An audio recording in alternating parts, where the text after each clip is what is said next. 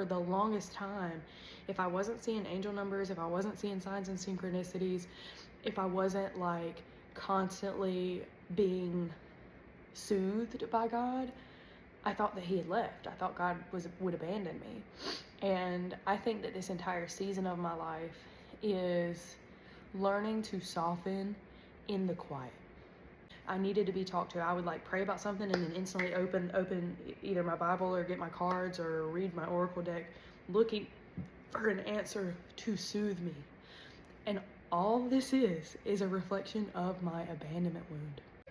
My comfort zone is being in fight or flight, waiting for the rug to be ripped out from under me, waiting for something bad to happen. So in any form of stagnancy or the boredom parts of life, my body is trying to convince me like, hey, something bad's about to happen. But because I am connected to God and I am God, and this is my reality, I can soothe myself now and let myself know like, hey, we're okay. Nothing bad's about to happen. Look at everything that has happened, and we're okay, and we're right here, and we got through that, and we had a quarter of the resources that we have now emotionally. We've built up such resiliency and such a different form of understanding that I needed at 15, 16, 17 years old that I just didn't get, but we know now. When bad things happen, it doesn't have to be to the same magnitude as when they happened when we were 15, 16, 17, 18 years old, because we've built up resiliency and we've built up our own self-relationship. But my body doesn't necessarily know that, and it tries to continuously convince me that we are about to die.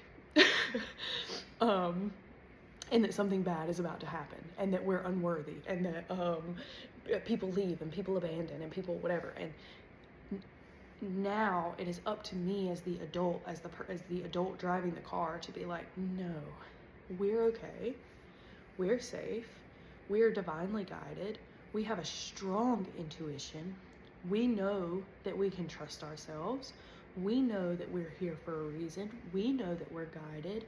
It's okay. Let's just soften into this version of life, and let's learn to give to ourselves the things that we did not get from our Father. That way, we are not continuously like, see that light flicker? That way we are not continuously wanting or needing something from our partner that we can't even voice because we're unsure of what it is, because we haven't necessarily given it to ourselves. I want to give to myself so deeply that everyone and everything in my life is just a cherry on top. It is not it's not a dictator of my self-worth, of whether or not I'll be taken care of or be courted or be this and that, because I need, and I think God put me in certain situations to learn this, I need to do that for myself. My entire life, I have been looking outside of me to be taken care of, to be courted, to be made to feel safe. I need to do that for myself. And I need to be an example to my partner of how to treat me. And Olive will be able to do that with her partners, because she will see me treat myself a certain way, she will see her father treat me a certain way, and he will treat her a certain way. So that when she goes out to find a relationship, she can already have a pretty high bar and a pretty high standard. And unfortunately, and if you didn't have a father, you're probably like this too, you didn't have a standard put for you. There was no bar. But it is up to you now to build that bar, to build that standard, to show up for yourself, to pour into yourself, to love yourself, to set the standard of what it is to take care of you and to court you how you like to be taken care of. And when your partner asks, well, what do you need? What do you like? And you can't answer them, you can't be mad. Learn what you like. Some women love flowers, some women don't. Some women love gifts and acts of kindness, and some women don't. I didn't know, and I still don't fully know what I need or what I like, because I have always waited for someone outside of me to do it so that I could be like, oh, yep, that's what I like. You don't have to wait. You can do it for yourself. You can experiment with yourself. That's one of the reasons I've been pouring into myself and booking myself trips and getting my nails done and getting my lashes done and washing my face and having pretty nice a gym routine and just little things that I am choosing daily to pour into myself so that I can learn what it is to pour into, love, and devote to me so that I can be an example for Marcus. But if I'm constantly and continuously just waiting for him to do it and sitting on the sidelines, it's awkward for both of us because it's like, I'm really not sure what to do, and some of the things that I'm thinking to do don't seem like they're enough. And I feel like I'm continuously letting you down, which is probably killing his confidence. And he's like, I don't really know what to do. And I can see it in real time. And I know that this period of quiet in my life is intentional, and it is so that I can learn to do those things for myself, so that I can again be a blueprint for Marcus. And he can learn himself, and he can learn through Olive in different ways, how to show up. And in watching me and in him pouring into himself, it will just continuously grow. And I think sometimes I get in this state where I'm like, it's not exactly how I want it to look or feel right now in this moment, so this must not be right. And that's just not a healthy way to look at relationships. It's genuinely like taking the humanity out of the person who's sitting across from you. And he has done so much in my life that has allowed me to become Rose, that has allowed me to become the woman that I am. He has encouraged me. He has faced and looked his lust and his addiction in the face and cut it out for me. He has continuously showed up for this family in ways that, I could write a book. But there was something in me that was like, something's still missing. And I really am having this like revelation of like, wait a minute. This is me. This is something that I need to do for myself. And I think that if I wrote this and I looked back on my life and I was looking at it from a bird's eye view, I would ensure that I did that shit for myself first. I know me, and I think I really would want that. But I love my partner, and I love my daughter, and I love my family. But I still think that this love story that I am writing is of me, for me. And Marcus will be the cherry on top. But I think the love story is me, for me. And my relationship with God.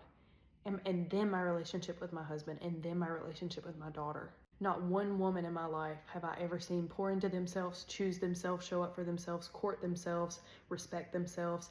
They were all looking for a man to do it for them. And that's all I ever saw mirrored to me, and then a man who never did it. And the woman staying. So it was just this constant chase that was never satisfied in any degree on either end.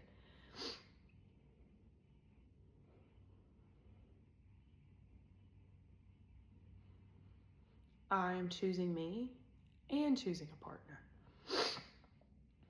I'm choosing to be a mother and choosing to be an individual. I am Rose, but I am Rose Branch. Wife to Marcus Branch. Mother to Olive Branch. But I'm Rose first. And even Marcus does these really beautiful things for me where whenever he makes me pictures or he like puts together cards for me, he almost always only includes photos of me to remind me that I'm an individual before I'm a mother and before I'm a partner. And he continuously tells me that. And I really do believe like my relationship is God sent. And again, that this season of my life is for me to learn all of the things that I was missing and to give it to myself. Because I'm going to die with me. I am with my thoughts 24/7. I don't need, for so long I felt like I needed somebody to deeply understand me and to deeply get me and validate me and love me. And there's nothing wrong with connecting, and there's nothing wrong with being seen and loved and cherished. But at the end of the day, I was looking for that so deeply because I had never given it to myself, and I thought somebody else was going to fill that cup up for me. And it's like, I don't need anybody to fully understand me because nobody went through what I went through. Nobody felt what I felt. Nobody was in my circumstance exactly like me and God. That was it, just me and God. There's something so intimate about that instead of trying to get everyone to understand me or validate me, I can do that for myself. I can say, hey, I was with you. I know that shit sucked. Hey, I was with you. We rotted in that bed together. Hey, I was with you when your friend died. I was with you when you were assaulted. I was with you to the end. And that is love. That is devotion. And I'm telling you, I really do believe this love story is one for me. And it starts with me. If I was writing a book, if I was writing the best love story in the world, it would start with me and me. And then as my chapters unfolded, more love would be piled on top of it, but the core of it would be me. I'm about to clean up my little house, watch a movie with Marcus, throw out some energy from last night because that's just not who I want to be. Move forward, keep trying, and putting one foot in front of the other and knowing that I'm on the right path. And when I make mistakes or when things get muddy or when certain obstacles pop up, it's not because I'm doing anything wrong or I've strayed too far or I can never go backwards. I can never go backwards. It's just to show me the ways that I'm still hurting or feeling inadequate or lost or scared, just to bring it up so that I can look at it so that we can move through it. Not to hurt me, not to shame me, not to take anything from me. I am worthy. Nothing is going to get taken from me. I am safe.